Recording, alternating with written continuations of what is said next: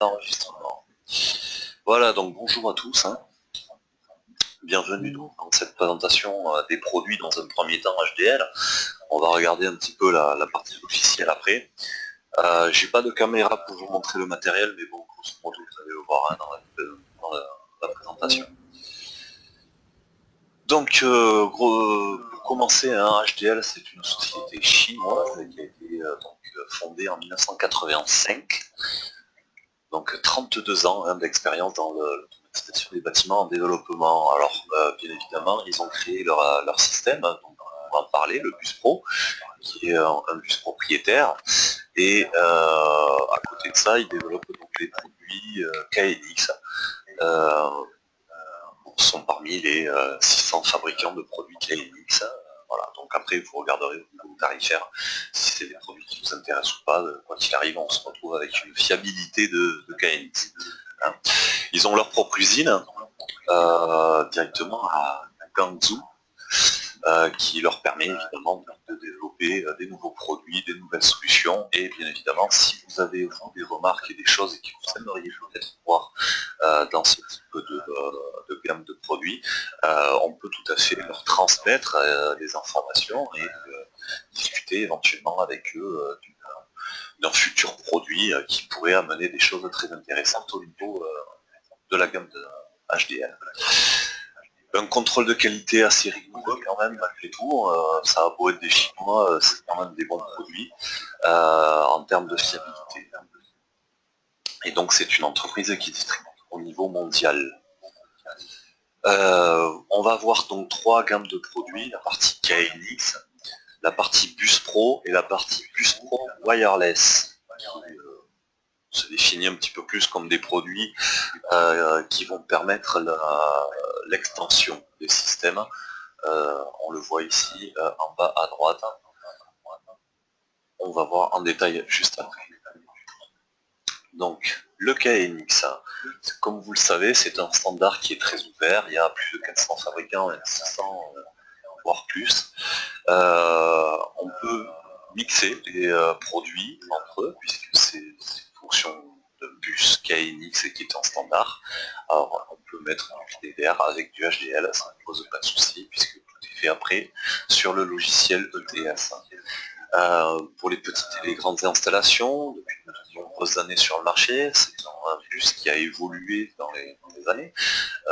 Fin des années 80, c'était le IB, le J-Bus, Modbus, et tous ces bus qui se ressemblaient un petit peu se sont regroupés en KNX. La certification est obligatoire, c'est un des inconvénients hein, du KNX, et le logiciel est payant, et pas que peu. Pour ceux qui savent, hein, c'est un bon millier d'euros pour avoir la clé, le dongle. On peut par contre l'étendre quasiment sans limite, et ce sont des produits qui sont assez bon marché, globalement. Au niveau HDL, on a évidemment des alimentations, des modules de relais, des ampères, 16 ampères, des gradateurs, un petit peu tous les types, des gradateurs 0,10 volts, du contrôle RGB-HV, en tout cas rouge, vert, bleu et blanc, des modules de rideau. L'intérêt c'est qu'ils sont exclusifs entre eux, hein. Quand on fait la montée, la descente est automatiquement désactivée. Du contrôle HVAC, on va pouvoir contrôler les climatisations, les systèmes de chauffage, tout ceci avec des capteurs et des sensors qui sont intégrés au système. Dans la plupart, par exemple, des claviers, on a un sensor de température. Malgré tout, il y a des modules qui permettent de mettre des sensors un petit peu partout, alors des sensors de température, des sensors de lumière, des sensors de micro-ondes qui vont faire office de détecteur. On a de la passerelle DALI bidirectionnelle qui permet donc, pour ceux qui ne connaissent pas, au niveau DALI, d'avoir du retour d'informations depuis les bulbes. Donc pour des grosses installations comme des hôtelleries ou des choses comme ça peut être intéressant d'avoir des retours, de savoir si le bulbe a cramé, etc. Des entrées libres de potentiel, hein, ce qu'on appelle des inputs plus communément. qui permettent donc de mettre par exemple du mail jack derrière du HDL qui va faire remonter ça sur le KNX. Et un enregistreur passerelle et DMX. Donc des passerelles, il y en a plusieurs, il y a de l'USB, il y a de la RS-132, il y a de l'IP. Des passerelles DMX qui vont permettre donc, de rentrer directement sur ce bus. Une gamme de claviers KNX qui vont tout simplement dialoguer et qu'on va programmer sous ETS de manière très simple. Donc les finitions sont interchangeables, divers types de finitions, divers types de couleurs et également sur les claviers en haut à droite, là comme vous pouvez voir, ils sont avec un fond noir, ça peut être fuchsia, vert, bleu et toutes les couleurs imaginables à peu près. Et quelques exemples de réalisation, de projets, par exemple la Fédération coréenne de l'industrie à Séoul, le parc des expos à Wallexpo en Belgique, la gare de Kuala Lumpur en Malaisie, le MediaMarkt de Belgique, le château du Feng en Belgique aussi. Ce sont des exemples entre autres de produits HDL sur KNX installés, fonctionnels. Ce qui nous intéresse un petit peu plus, c'est le bus pro. Le bus pro, c'est un bus propriétaire, à la différence du KNX qui a 2 fils. Ici, on en a 4. Donc, la masse, bien évidemment, l'alimentation et 2 bus de data. 2 fils de data. Le bus, il peut être en étoile, en chaîne, comme on veut. C'est un bus propriétaire 24 volts. Voilà. Pour des petites et des grandes installations, là aussi, techniquement, on a un sous-réseau donc de 255 adresses et des ID par produit de l'ordre de 255 aussi. Donc ça fait 255 fois 255 produits. Donc plus de 16 000 produits à peu près, 65 000 pardon, produits qu'on peut directement brancher sur le système, sur différentes artères, on va dire, en ce qu'on appelle le subnet, le sous-réseau. La configuration et la programmation sont extrêmement simples sur un logiciel qui est gratuit et qui ne nécessite pas de diplôme et de formation spécifique extrêmement chère comme le KNX. Et donc vous pouvez, en tout cas c'est un produit très facile d'accès, vous pouvez installer ça en une petite heure et programmer un petit système très très simplement.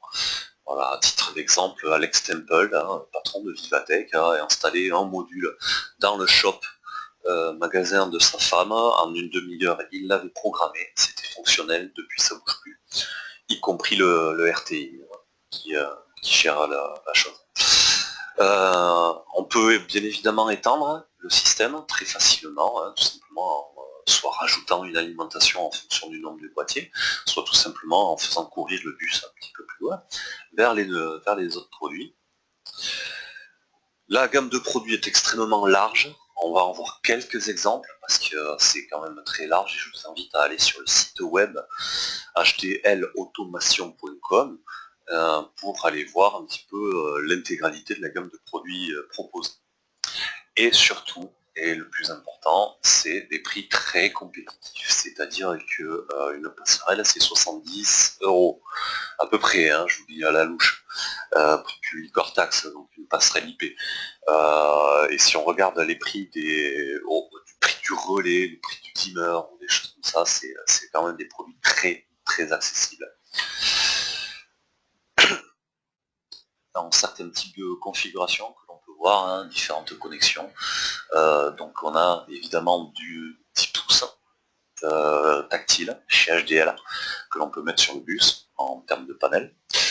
La passerelle IP qui a elle connecté des contrôleurs muraux, des sensors de lumière, de micro-ondes par exemple. Un module de logique, on va en parler, c'est un module qui va permettre de faire des conditions, tout simplement, c'est-à-dire en fonction de l'heure, j'allume si c'est pas l'heure, on l'allume pas, en fait, voilà, tout simplement un module de logique conditionnelle. La La passerelle RS232 qui peut venir éventuellement pas en collusion, mais en parallèle, hein, d'une passerelle IP. Module de contact sec, vous avez des dimmers, du relais, d'autres dimmers ici. Alors il y a même du dimmer LED particulièrement. Il y a du performance dimmer, des gros dimmers assez puissants pour allumer des trucs qui nécessitent énormément de puissance. Et des récepteurs radio. Il y a une petite télécommande radio, bon, ça c'est dans les accessoires. Hein. Une config un petit peu plus costaud ici, où on va aller chercher du DMX, un contrôleur. On va avoir un média serveur ici qui va nous permettre de prendre le contrôle du système depuis un ordinateur éventuellement. Et puis module de relais, donc vous avez des modules infrarouges pour piloter certains appareils directement depuis le HDL, qui vont pouvoir réémettre des codes infrarouges vers les appareils. Alors ça évidemment ça vient un petit peu en parallèle de RTI. Alors c'est un système qui est fonctionnel, mais vous trouverez bien plus votre bonheur plus facilement en RTI. Hein. Des produits, là aussi, une alimentation, des relais, 10 ampères, 16 ampères, des gradateurs, 1 ampère, 1 ampère 5, 2 ampères, 3 ampères, 6 ampères, en triac ou en MOSFET, des gradateurs 0,10 volts, des contrôleurs de LED, rouge, vert, bleu et blanc, modules de contrôle de rideau, des modules de HVAC, des capteurs, des sensors, passerelle DALI, des entrées libres de potentiel, des contrôleurs DNX, comme le KNX, mais bien plus encore parce qu'il y a plus de choix, plus de produits différents.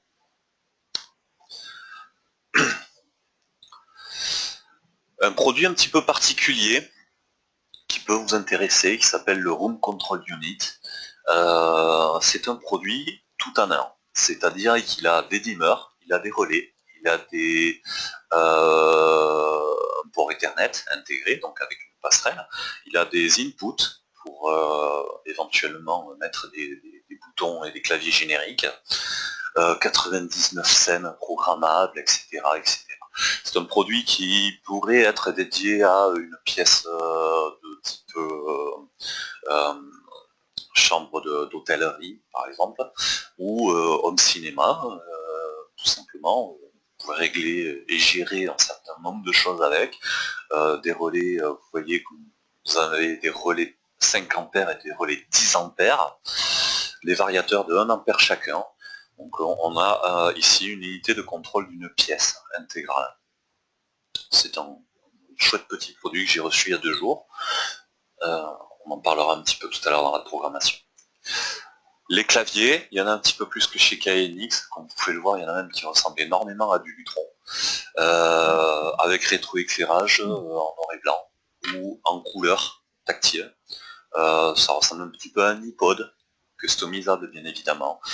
Les finitions des claviers, là aussi, en métal, pas métal, plastique, finition brossée, pas brossée, les claviers tactiles entièrement sensitifs, sur lesquels vous pouvez évidemment customiser les couleurs et les sérigraphies, etc. Des boutons pas cloqués mais en demi-sphère qui sont en relief.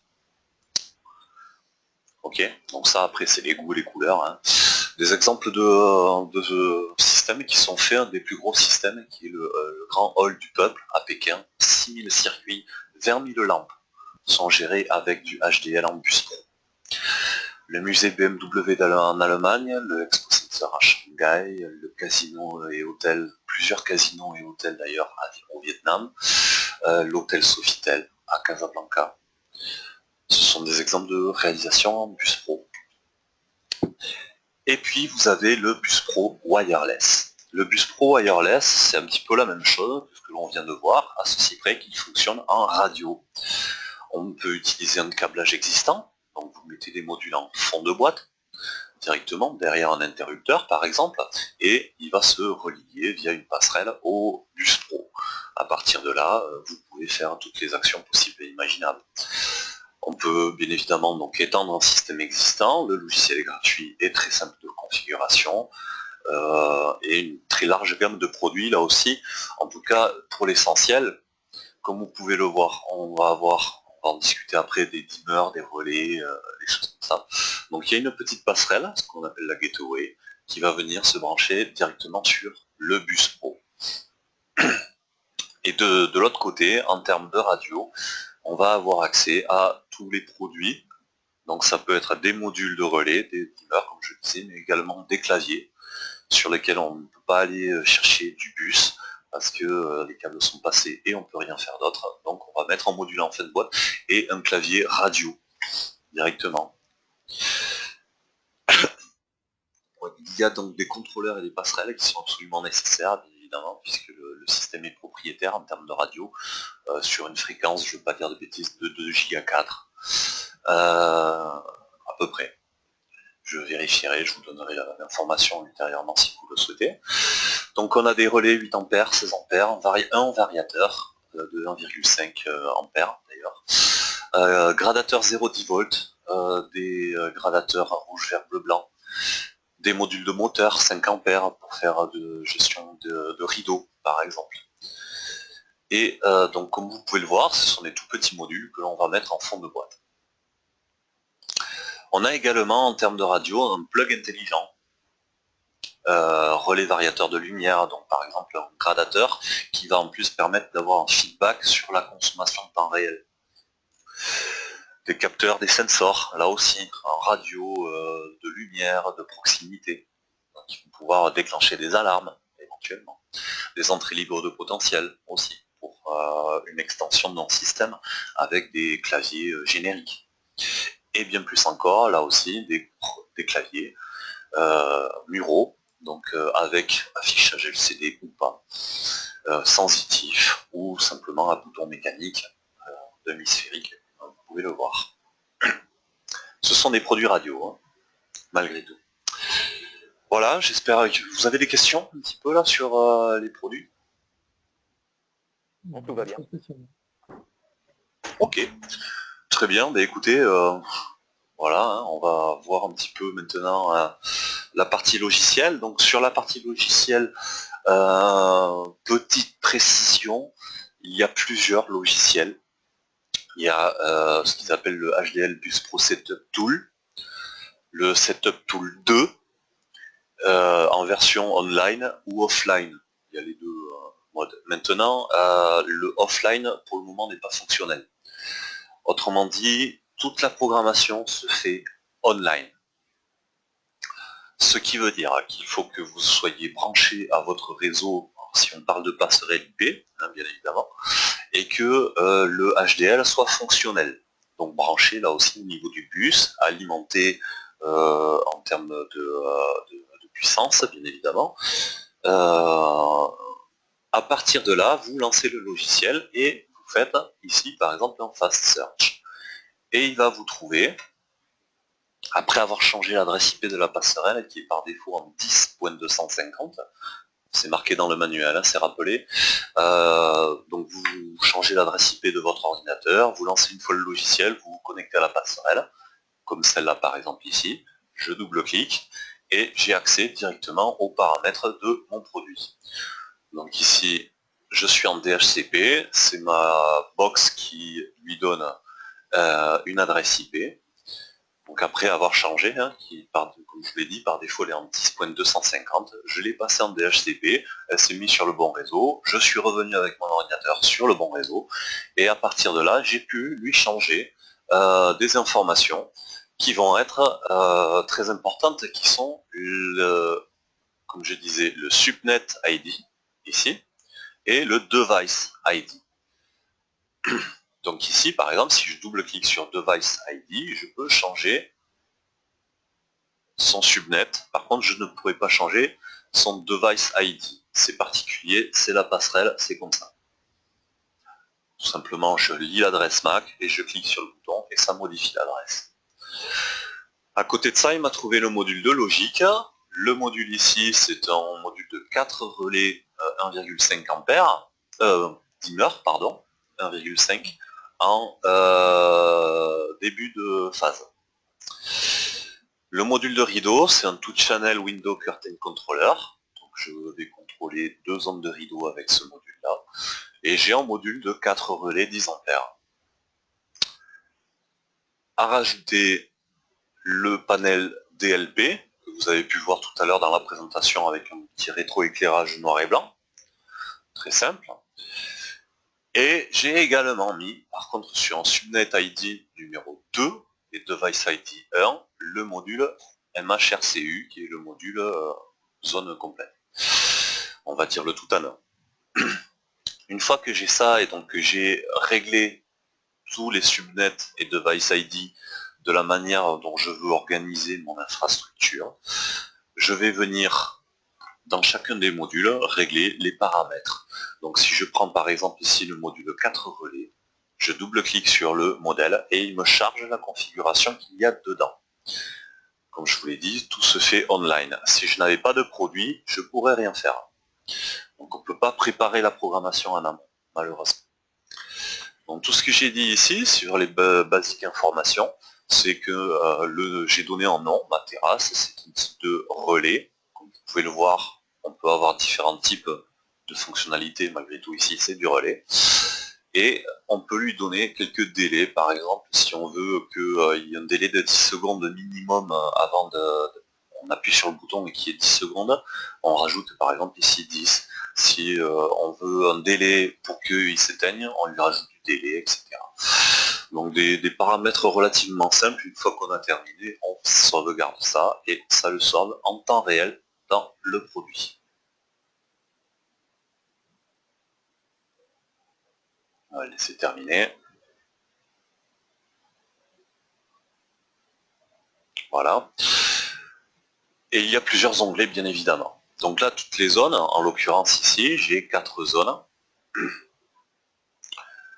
sur lesquelles je pourrais donc créer des zones supplémentaires et faire basculer les zones assignées, non assignées. Alors par défaut, normalement, elles sont toutes non assignées. Il faut les générer, en tout cas les faire basculer dans une zone initialement, ce qui va permettre après une programmation zone par zone. Le scene settings, comme vous pouvez le comprendre, c'est tout simplement le réglage de certaines zones, par exemple. Pardon, voilà. Des fois ça arrive. Hein. Le all off, le all on. Alors évidemment, celui-là, il ne veut pas bien. Mais bon, c'est pas bien grave. Je vous expliquerai un petit peu pourquoi. Il y a plusieurs logiciels, je vous ai dit tout à l'heure. C'est tout simplement parce qu'il y a des produits qui sont récents, d'autres qui ne le sont pas. En gros, il y a un produit pour les anciens produits, un logiciel pour les anciens produits, on va y arriver, et un logiciel qui inclut les nouveaux produits et qui est légèrement différent d'un point de vue graphique. Malgré tout, les fonctionnalités restent les mêmes à peu près au même endroit, donc on n'est pas trop perdu. Les séquences sont tout simplement, pour ceux qui connaissent un petit peu Lutron, hein, c'est le même nom, ça va permettre depuis une action d'un bouton de faire un scénario, c'est-à-dire d'abord je vais allumer telle zone, puis la deuxième zone, puis la troisième zone, puis la quatrième zone, et à ce moment-là, hop, on revient, on éteint tout, et donc de cette manière-là, avancer séquentiellement dans un scénario, par exemple. Les Star Lightning, c'est pour ça éventuellement si c'est de l'éclairage d'escalier. Avec des informations, par exemple ici d'autoclose, donc c'est au bout d'un certain temps, elle va s'éteindre automatiquement la zone. Donc en fonction du module que vous choisissez, vous allez vous retrouver avec un certain nombre de paramètres. Si par exemple ici je prends le module de store et de rideau, comme vous pouvez le voir, j'ai qu'un seul onglet, et donc le forward c'est mon salon up, le backward salon down, et vice versa. Et je peux le tester ici, en cliquant.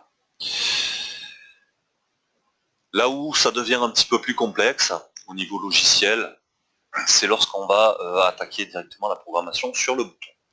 Donc je vais cliquer sur mon DLP panel, et alors là, on a beaucoup de paramètres. En général, on ne se sert pas de tout.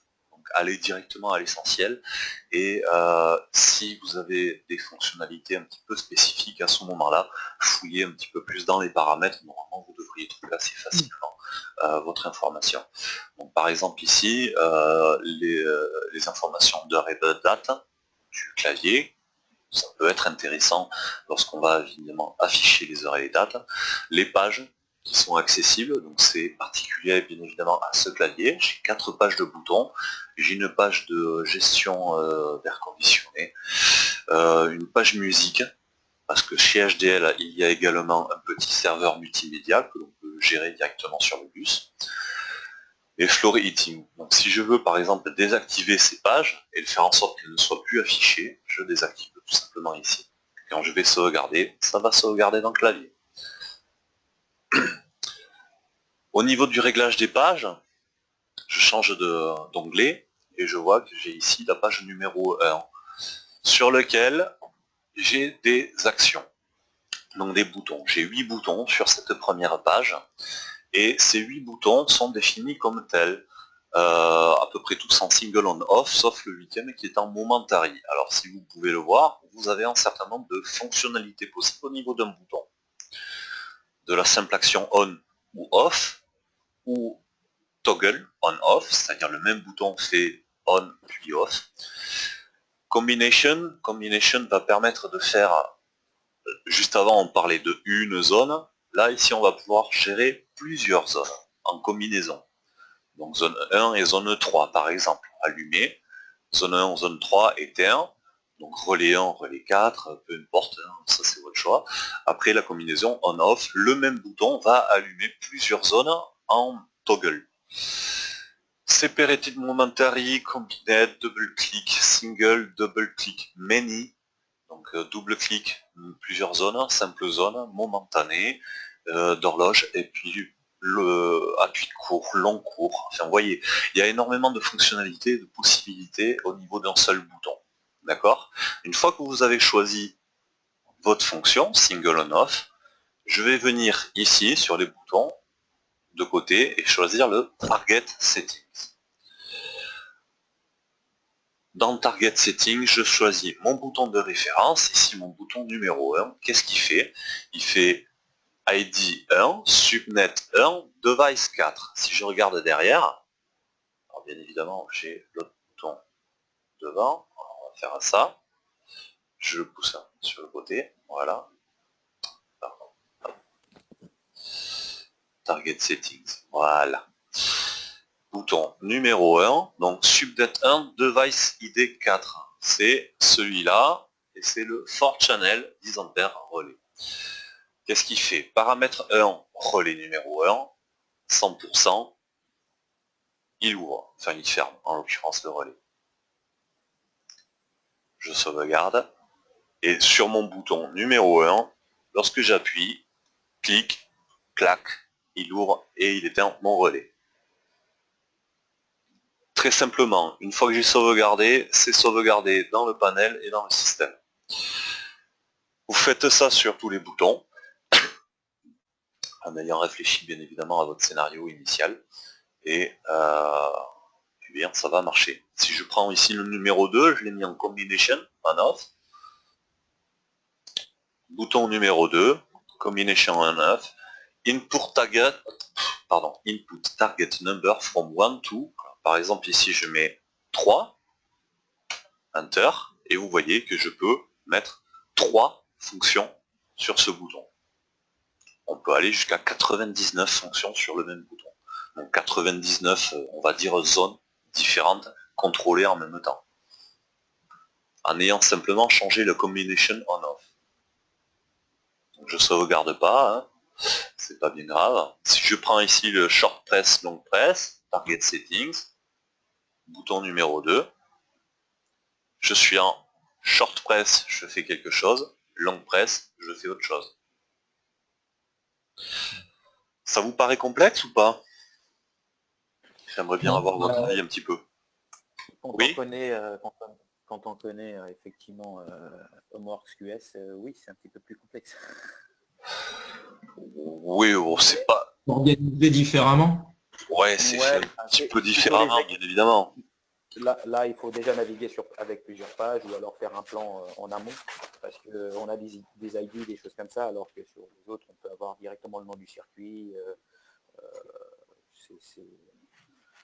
C'est un petit peu moins convivial, on va dire. Ah oui, mais oui. Mais par contre, c'est un petit peu moins cher aussi. Non, mais, non, Non, non, mais ça voilà. se Non, mais justifie. on me Pour ça, demande qu'est-ce qu'on pense du produit, on me demande pas du prix, hein, on me demande on est uniquement bien du produit. d'accord. Non, non, mais d'accord, je comprends, oui. Bien évidemment, hein, on n'est pas au niveau de Voilà. simplicité dans Lutron. Mm. Maintenant, comme je le disais, ça se justifie un petit peu aussi Oui, par le oui, tout à tarif. fait. C'est-à-dire On est que d'accord. au lieu On est d'avoir d'accord. un système à 20 000, on en a un pour 1500 euros en Ouais, termes de ouais, bien sûr. matériel. Donc à un Mm. moment donné, ça, voilà. Alors bien Mais évidemment, après les remarques, c'est on peut les normal. faire remonter de manière à ce que le logiciel s'améliore. Ça fait un certain temps qu'il travaille dessus. Il y a eu des améliorations et le logiciel évolue assez régulièrement, Mm. parce que je peux voir. Ça fait peu de temps hein, qu'on a la marque, donc à ce niveau-là, je pense qu'il y a bien évidemment beaucoup de choses à faire. Tout à fait. Juste une question concernant les scènes. On faisait des scènes tout à l'heure et j'ai vu qu'on attribuait, on faisait une scène par rapport à des différents circuits d'un même Oui, module. oui, On peut néanmoins, je pense, intégrer dans ces scènes-là des circuits, de modules différents. oui, tout à fait.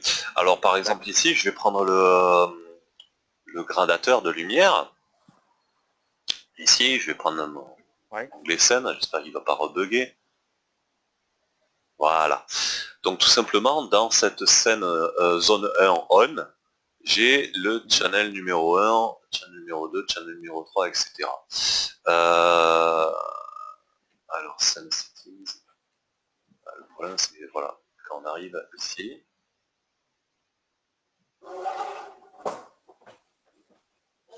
il ne veut pas me l'ouvrir. Parce que normalement, on doit pouvoir changer l'intensité, bien évidemment. D'accord. Voilà. Ok. On va en prendre une autre. Hein. Donc là, en fait, le scene settings se rapporte à certains appareils. Alors, là, en l'occurrence, oui, puisque de toute façon, c'est une scène relative à ce produit-là. Je n'ai accès qu'aux 4 zones. Hein. Je suis en train de chercher où est-ce qu'on avait accès au relais. Je suis sur le gradateur. Donc, 4 Mhm. scènes. Donc, il suffit de régler les 4 scènes. À l'intensité, à partir de là, on rappelle la scène Mhm. depuis un bouton en disant tout simplement le bouton appelle la scène. Numéro, temps, du, 1, 2, puisque c'est le gradateur, c'est Ouais. subnet 1, device 2. Mhm. Ensuite, hop, hop, on va prendre ici. Voilà. Je vais prendre par exemple ici ce bouton. Ce bouton doit appeler une scène, single on off. Non, c'est pas là. Non, ça va être si. Je le cherche et je le trouve pas.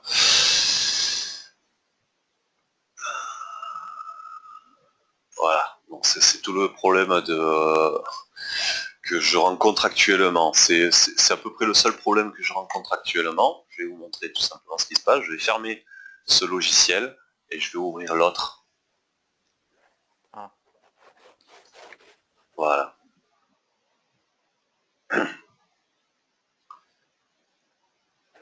Donc ça c'est le logiciel, on va dire, officiel online. Add all. Et là, si je viens donc sur mon gradateur, on a exactement la même chose, hein, sauf que c'est pas les mêmes pages. La présentation normalement reste la même. Ici, voilà.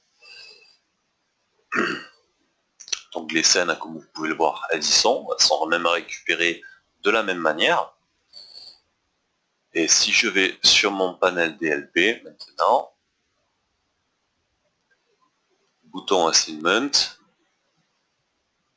page 1, c'était le bouton 5 par exemple, je viens sur le côté, alors évidemment, je ne vous demande pas de connaître et de savoir exactement, là c'est une présentation, si vous voulez qu'on en discute ou si vous êtes un petit peu perdu, je suis là pour en tout cas essayer de vous aider à retrouver. Ici pour changer le mode du bouton, je viens cliquer sur le bouton mode ici. L'accessibilité n'est pas tout à fait la même. Et là normalement je devrais avoir une scène. Et je vois qu'il m'embête lui aussi. Mais par contre, ce que je voulais vous montrer, c'est qu'on n'a pas la même liste de fonctionnalités, comme vous pouvez le voir. Voilà. Donc en fonction du logiciel, en fait, vous allez avoir des paramètres d'un côté. Voilà. D'accord. Voilà, ici, si on fait ça, ouais, non, voilà, c'est ça. Single on off, function subnet ID, voilà. Et ici, c'est ça, voilà. On rappelle la scène numéro 1. C'était pas celui-là, c'était le 1, 2. Scène numéro 1, save. Non, c'est area 1, save 1.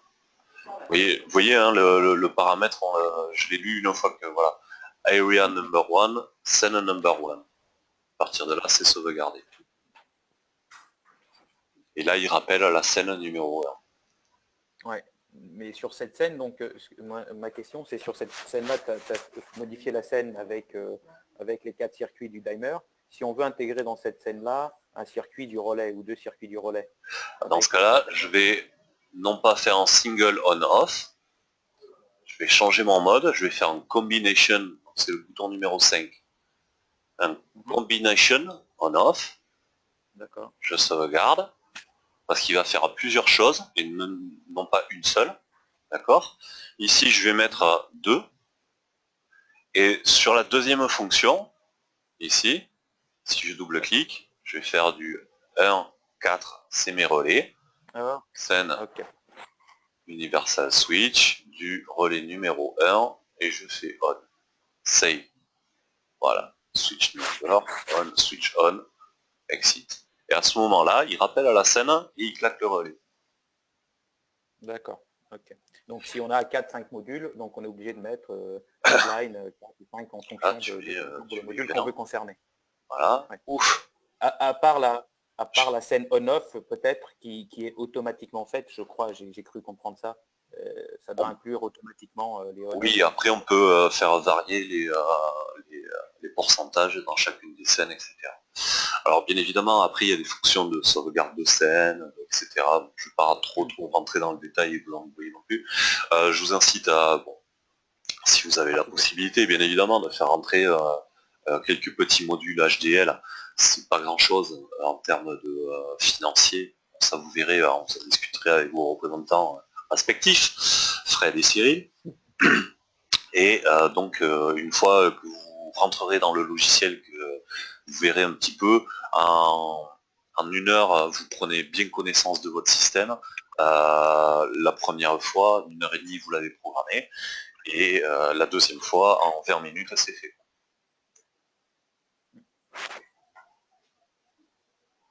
Dès lors que vous avez réfléchi avant à ce que vous voulez faire, bien évidemment. Voilà. Donc si je comprends bien, ça c'est le logiciel de ancienne version. C'est le logiciel actuel. Il y a ça c'est le setup tool directement. V10, 18, 40, 27B. Et donc j'ai le setup, le Bus Pro 2 et Bus Pro 2. D'ailleurs j'en ai 3 en fait. Je vous montre les autres. J'en ai un autre qui ressemble à ça. Parce que du coup, il y a un logiciel aussi pour le wireless. Il y a un logiciel également pour le wireless, enfin en tout cas ce logiciel là permet d'avoir accès au wireless. C'est ce même HDL Bus Pro logiciel hein, qui va, en fait il va voir la passerelle wireless, d'accord, comme un module, et derrière on va avoir un subnet et un device ID qui va être différent. Genre généralement les wireless ils les mettent vers les 250, subnet 250, device quelque chose. Voilà. Et donc la passerelle wireless va permettre d'avoir accès à toute la partie wireless et on va avoir la liste tout simplement qui va s'allonger ici avec tous les produits wireless. Et vous avez exactement les mêmes fonctionnalités, les mêmes commandes dedans. D'accord. Voilà. Là si j'ouvre mon room controller, vous voyez que group name, project name, bon c'est traduit du chinois, donc il y a des trucs qui vont pas. Ce setup tool n'est pas très bien fini. C'est pour ça que je joue surtout avec 2 sur les 3. En fait j'ai essayé, j'ai trouvé plusieurs versions. Il y a ceux qui sont fournis par chez HDL et ceux qu'on trouve à côté dans certains forums, quoi. Et c'est toujours les mêmes hein, qui le font, mais c'est des versions bêta ou voilà, celui-là c'est le plus récent. On me retrouve tous les produits. Et si je double-clique sur mon module, alors le module, comme je vous le montre là, c'est le MHRCU 433. C'est le fameux module tout en un. Alors qu'est-ce qu'il a celui-là? Il a beaucoup de choses. Comme vous pouvez le voir, il y a pas mal de relais. Il y a 22 relais en tout. Vous avez de la gestion de rideaux. Enfin 22 relais, pardon, il y a 22 sorties, dont 4 d'immeubles. Ici. Vous avez des relais à 5 ampères, des relais 10 ampères. Les contacts secs, vous les avez ici. Alors je l'ai reçu il y a 2 jours, hein, j'ai pas encore trop fait mumuse avec, j'étais en train de le brancher encore ce matin. Et donc vous avez accès en fait à toutes ces fonctionnalités. Donc là au-dessus vous pouvez créer vos scènes directement, qui vont vous permettre de mettre des ambiances dans la salle, en activant ou désactivant des relais, et en faisant de la gradation au niveau des dimmers. Voilà, c'est un produit très facilement accessible. Vous avez des questions? Ouais, sur ce produit-là, du coup, celui qui fait tout en un, Oui. lui, on a besoin de passerelle ou pas? Il fait guise de passerelle. Il a la passerelle. Donc en fait, ouais, on n'a pas besoin d'une passerelle externe, il l'a d'inclus. Donc Oui. en fait, pour une petite salle de cinéma, on peut venir, on met directement lui et on peut venir gérer, dimmer de la lumière, Tout faire à fait. claquer des relais, etc., sans rajouter d'autres modules. Donc c'est un petit complément accessible au RTI, quoi. Tout à fait. Tout à fait. Ok. J'arrive pas à tous les sélectionner là, mais donc le premier, la passerelle IP, le conditionnel, lumière Grada, rideau, lumière Tor ici, et panel salon. Comme vous pouvez le voir, c'est le subnet ID 1. J'ai un bus qui court entre chaque module. Et de l'autre côté, en fait, j'ai juste récupéré l'alimentation, le 24 volts et le ground, que j'ai pour alimenter ce module-là. Et j'ai mis un autre câble Ethernet. Et d'ailleurs, l'adresse IP ici est en 151, alors que l'autre est en 150, ici. Donc là, actuellement, j'ai 2 passerelles HDL sur mon réseau. Ouais, une passerelle seule et la passerelle du module tout en un, quoi. Oui, tout à fait. Voilà. Alors par contre, j'ai pas fait passer le bus de ce système, on va dire, vers celui-là, dans l'immédiat, parce que je n'en avais pas besoin, et puis les 2 bus de data, hein, c'était pas nécessaire, donc bon, comme c'est des systèmes séparés en l'occurrence ici, voilà. Et la partie driver RTI. Alors j'y venais, hein, vu qu'il nous reste un petit peu de temps. La partie du driver RTI. Donc, comme vous pouvez le voir, on peut programmer et faire en sorte que le système soit autonome en HDL. Soit vous prenez simplement le module, par exemple le MHRCU, et voilà. Et je vais ouvrir la programmation que j'ai moi ici dans mon bureau. Un Sony, un KX3, etc. Au niveau du driver, j'ai chargé 2 drivers. Le premier driver va s'attaquer au premier système via la première passerelle. Le deuxième driver va s'attaquer à la deuxième passerelle. La différence, c'est quoi? C'est que si je prends le premier, ici, j'ai 3 modules. Module 1, qui est mon module dimming, dans lequel j'ai 4 sorties, subnet 1, ID 2. Le module numéro 2, relais, 4 sorties, subnet 1, ID 4. Et module 3, 2 sorties, subnet 1, ID 3, module curtail. D'accord? Tous les autres sont à 0. Ça, c'est mon premier bus. La différence avec le MHRCU, c'est que dans ce driver-là, il n'est pas pris en compte comme MHRCU. C'est un nouveau produit.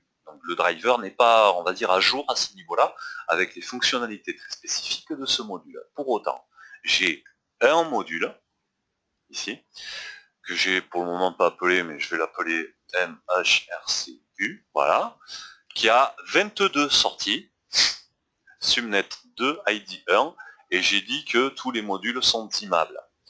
C'est pas un mal, parce que de toute façon, le relais, c'est du on-off. Donc sur les relais, on pourra faire que du on-off. Donc dimmable ou pas, c'est pas grave. Le RTI s'en fiche. Je sauvegarde ça, et si je viens au niveau de mon driver, MHRCU, j'ai bien mes output level. Il y a des messages, hein, ou quoi? Non, c'est quelqu'un qui vient d'arriver. Donc les output, le module DMX, je l'ai laissé, ça c'est pas grave, le sensor 1, power meter 1, et au niveau des commandes, relais, tout simplement, il suffit que je dise on-off de l'output numéro temps. Si on regarde en fait le module en lui-même, on a les numéros qui sont marqués dessus. Sur chaque sortie, il y a un numéro assigné en face sur le module. Donc si je veux, par exemple ici, le relais 10 ampères, c'est le 17. Donc output 17. Caractère non autorisé. Pourquoi? Voilà, 17, relais on. Je prends cette fonction, je l'amène sur mon bouton, et là j'ai pas de page, mais je peux en créer une. Je vais tout simplement claquer mon relais. Si c'est du DIM, je prends mon module DIM, les sorties c'est de 18 à 21, donc 18 par exemple, il veut pas, 18, level 100%, avec par exemple 3 secondes, je prends ma fonction, je la mets. Tout simplement. Je peux sélectionner une salle. Oui. On peut très bien, on peut très bien utiliser des claviers RTI juste pour faire des rappels de scénarios de lumière ou autre en fait. Tout à fait. Donc là, l'intérêt, c'est que en fait, une fois qu'on a défini le module dans le driver RTI, on n'a même pas besoin de la programmation HDL qu'il y a derrière. C'est-à-dire, on prend le module brut comme ça et on l'attaque directement en RTI et on a accès à tous les canaux, tout simplement, et tous les feedbacks. Et donc à partir de là, évidemment, les claviers muraux RTI, tactiles, iPad et autres font ce qu'ils veulent sur la Grada. Même si on n'a pas de clavier mural HDL dans le système. C'est tout l'intérêt. D'accord. Voilà. Okay. À la différence de Lutron, où là, si le Lutron n'est pas programmé, ben, il fait rien. Okay. Et donc lui, c'est un bus pro par contre, ce module-là. Oui, en l'occurrence là, c'est le bus pro. C'est pour, pour les passerelles bus pro, oui. Ok, d'accord. Pour information, bien évidemment, toujours, j'y reviens, n'oubliez pas de mettre le XP diagnostic qui va vous permettre de voir ce qui se passe au niveau du driver, sachant qu'on a énormément de feedback ici, on peut les superviser au niveau du XP diagnostic. Et également le get-info. Alors le get-info ici ne dit pas grand-chose, si ce n'est que il faut aller lire le PDF. En fait. Il y a un petit PDF quand vous téléchargez le logiciel, le driver. Le driver, vous l'avez sur rtidrivers au pluriel.net. Alors je vais le mettre là, c'est rtidrivers.net. Voilà, vous pouvez télécharger la version test du driver dans un premier temps. Et donc si vous achetez des produits HDL chez Vivatech avec des produits RTI, la licence du driver vous est fournie.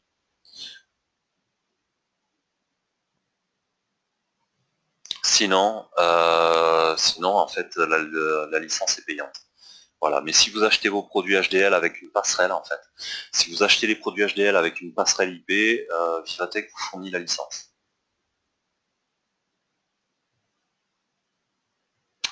Voilà. Si vous avez des questions au niveau RTI, intégration RTI, si vous voulez voir un petit peu comment ça fonctionne, parce que là, je peux vous faire une petite démonstration, même seulement sur le virtual panel. Vous ne verrez que des feedbacks, vous ne voyez pas le matériel à côté. Sinon, on peut faire un TeamViewer éventuellement depuis le Mac moi à côté, et je vous montre en vidéo que ça fonctionne évidemment. Mais voilà, si vous voulez éventuellement même faire un petit peu mumuse avec le logiciel, on peut organiser un TeamViewer et je vous laisse le contrôle du logiciel si vous voulez vous amuser un petit peu. Mais bon, n'ayant pas le matériel à côté, parfois c'est un petit peu délicat. Ouais. Pour ceux qui veulent faire du jeu avec HDL, il y a une version, en fait, tu peux, ils ont des pros en remote control où tu peux rentrer dedans et justement faire du jeu avec. Tout à fait, c'est la petite dernière précision. Donc ça, par rapport à la maintenance de vos systèmes à distance. Il y a une petite procédure à mettre en place qui permet, via un serveur tierce party de chez HDL, de prendre le contrôle du système de votre maison. Donc il suffit de mettre les bons paramètres et vous pouvez, avec votre logiciel HDL, monter sur les systèmes de chez vos clients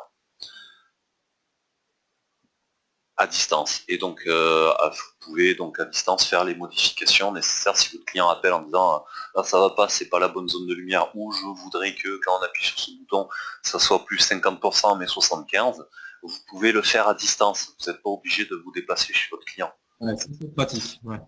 Bah oui, et surtout que comme aujourd'hui on ne peut pas faire travailler en offline, et ben on peut faire ça, faire des modifs du bureau alors qu'on est plus ou moins online, quoi. C'est très pratique, ouais. C'est vraiment très pratique. En VPN, Dixit des intégrateurs, en VPN ça ne fonctionne pas. Par contre, via cette procédure de tierce partie, ça fonctionne normalement. Hein, je dis bien encore normalement. Il me semble ici c'est dans les options. Voilà, Remote Access, HDL Server. Vous voyez mon écran, ouais. Le serveur IP, le workgroup. Donc là, il y a tout un petit tas de paramètres. Pour ça, c'est quelque chose que je n'ai pas fait moi personnellement. Mais bon, s'il faut vous aiguiller là-dessus pour voir comment ça marche, je prévois de faire ça avec René dans les semaines qui viennent. Donc je prendrai contrôle du système de chez Vivatech ou vice versa, et à ce moment-là, on essaiera comme ça. Ok? Ok. Voilà messieurs, je vous remercie d'avoir participé. Je vois que monsieur Jean-Philippe Tekekara vient d'arriver. Écoute, bon, je suis arrivé au bureau, je vais t'envoyer les trucs là. Et ben, merci de vos explications, monsieur Ponté. Mais je vous en prie, je vous souhaite une bonne journée, et puis n'hésitez pas si vous avez des questions, vous voulez qu'on revienne un petit peu dessus. Cet après-midi, on peut faire du TeamViewer ou demain. Et puis sinon, on peut prévoir une session dans vos disponibilités, de manière à ce qu'on aille un petit peu plus loin en session privée, si vous voulez. Voilà. Moi, j'ai commandé du matos, j'attends le recevoir, je vais jouer un petit peu avec, et puis si jamais il y a des difficultés ou autres, je te dirai. Très bien. Ok. On fait comme ça. Allez, bonne journée à tous. Merci, bonne journée. Merci, au revoir. Au revoir. Ok. Bon bah écoute, merci Philippe. Mais je t'en prie. Ah, ça y est, tout le monde est parti. Ouais, tout le monde est parti là. Ouais, je vais faire de même. Je pense que je prendrai un module tout en un pour jouer avec et voir un peu comment ça se comporte. C'est vrai que ce qui est intéressant, c'est à la rigueur de même pas passer par le logiciel HD